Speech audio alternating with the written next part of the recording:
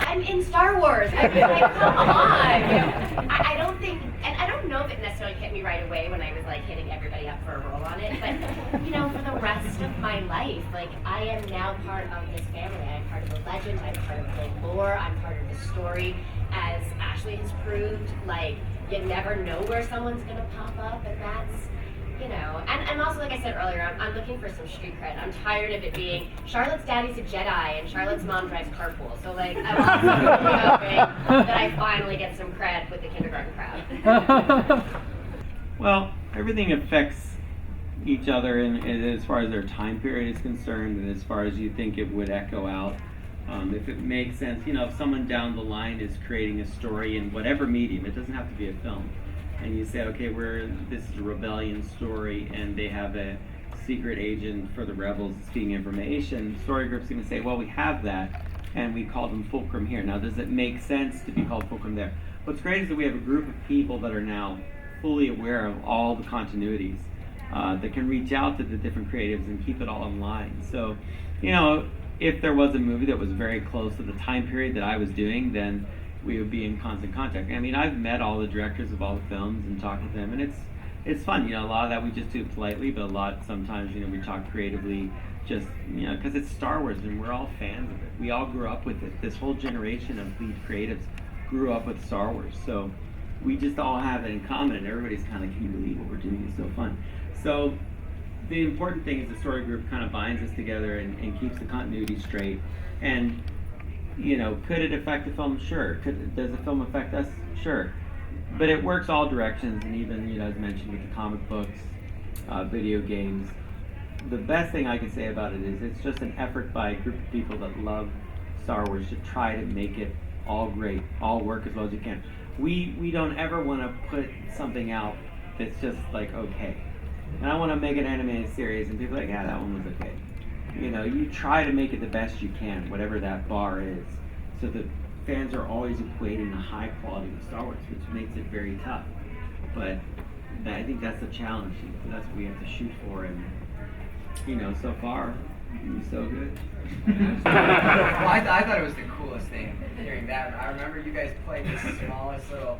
He didn't come in to record with us. He's on Broadway right now working, and we heard a little clip of him in the booth, and it was the coolest thing ever. You're like, oh, that's Darth Vader. So that was very cool. But how he's in it, I don't think I can talk about.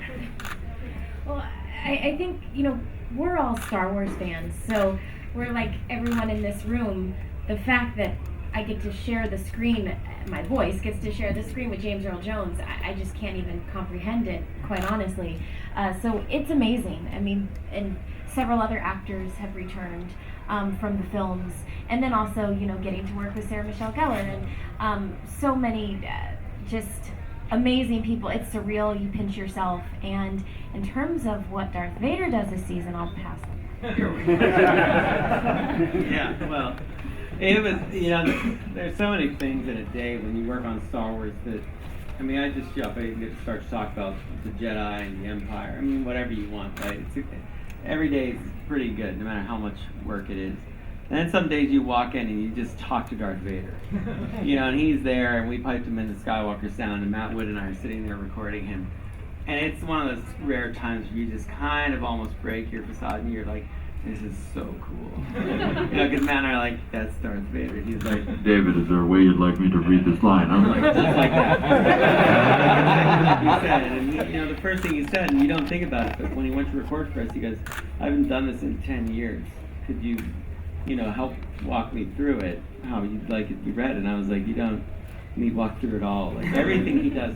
The big difference I've seen is, like, there are people that can imitate Darth Vader, right? You can find people do a pretty good job.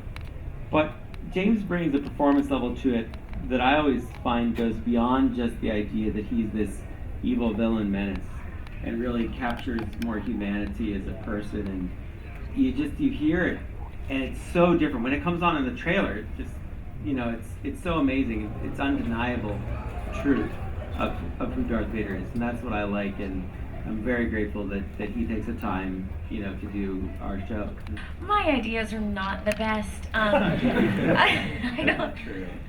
I more joke because no, I don't have any input.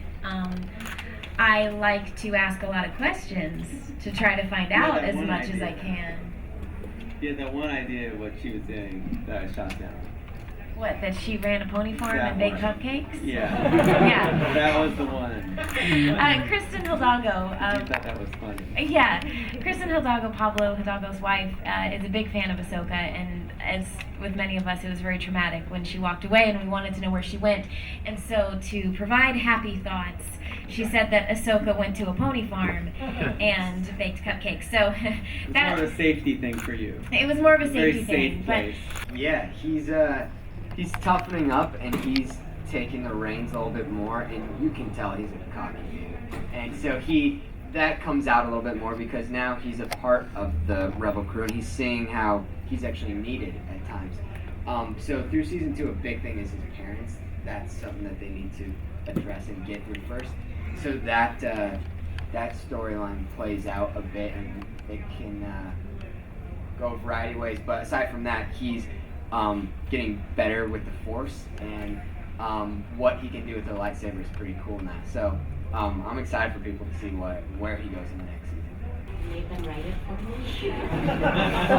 No, so Freddie didn't know, and when he found out, I mean, talk about, a little boy Christmas. He couldn't believe it, and it was someone.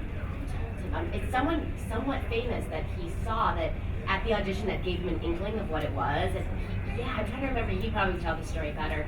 And he was over the moon, and he was so excited to be a part of it. And this cast is so incredible, and they work together. What's I think really interesting about this process, and I couldn't always participate, but when I could, I did.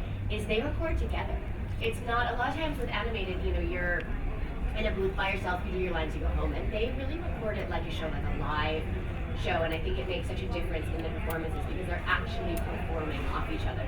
And so, especially in the beginning when I was really getting to know everyone separate from being the wife of, I really enjoyed being able to be in the booth with them, and it was awesome. I've been trying for years to figure out. I've wanted to do like I never should talk about this stuff, but I will. I wanted to do like a all blonde-haired villain that wears all white. I just think that would be really cool. I've never found a way to get that in yet. I just think it's so different, to turn that kind of stuff on its head and say, it's one of those things. Sometimes the most beautiful character, the most appealing person can actually be the best disguise, the most evil. I mean, what is the Emperor if he's not grandfatherly to Anakin, right? Seeing a person that you should trust without question. So, I don't know. I haven't been able to lure us into that gingerbread house yet. We'll have to see. What are you saying about blonde hair, Dave? Nothing. I'm just saying it's just a variety. Just a variety thing. Well, that's why I said Teen was blonde, because back in Clone Wars, I noticed there hadn't really been a lead in Star Wars that was blonde. So I thought, yeah, why not? Why are we doing that? I just don't. Look for. I love saying we haven't done that before. Let's do that. That's worth doing. Let's broaden the vocabulary of what this can all be. That's something George was always after. He was never afraid to do something, to attack it and go after it. And sometimes the audience was like, not ready for that. That's different than what I know Star Wars is. I'm like, yeah, but what you're defining Star Wars is a very narrow thing. And he was always trying to widen it and say, but it could be anything.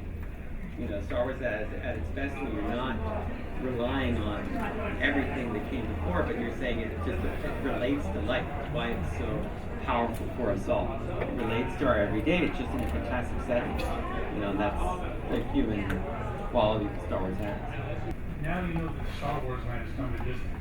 Yeah. You couldn't do anything with any of your characters because the stuff is already there.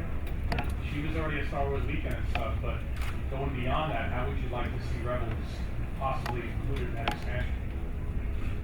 Oh, that's a cool question. I mean, Ezra hasn't done any pod racing, but I think it'd be pretty cool if you could ride along with Ezra in a pod and actually Autopia kind of at Disneyland. I don't know if people know that, but bring something like that where you were driving That's so cool. Yeah.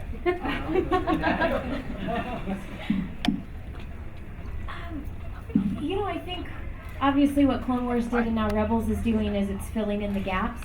So these characters are a part of canon. They are a part of the overall story. So I think if there's a ride or a storyline that has all of the characters and maybe takes you through multiple stories, I think it's natural that our characters would be there and be a part of the ride.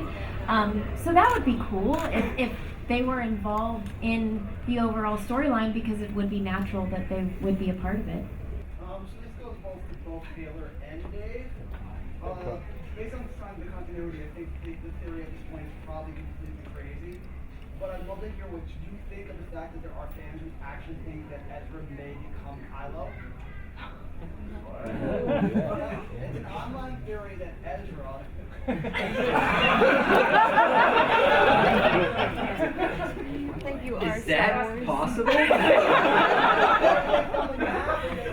out how it would actually work, and there were ways for it to work. So I'm more excited about this answer than you are. It's so no nuts. thoughts on it yourself? No, I mean, That would be awesome. it's amazing how people can bend anything around to how they want reality to be, especially you over there. So, is that a yes? Fan theories have never cease to amaze me. You can make the most general comment and someone will show you a whiteboard analysis of how this could be true. The last thing I ever want to do is be like, no, of course not, because then all that work is for naught. But don't get excited down there. I mean, just go see the movie. They got Fulcrum right. Who did? Fans, they figured Look out at you. who it was. You're on the wrong No.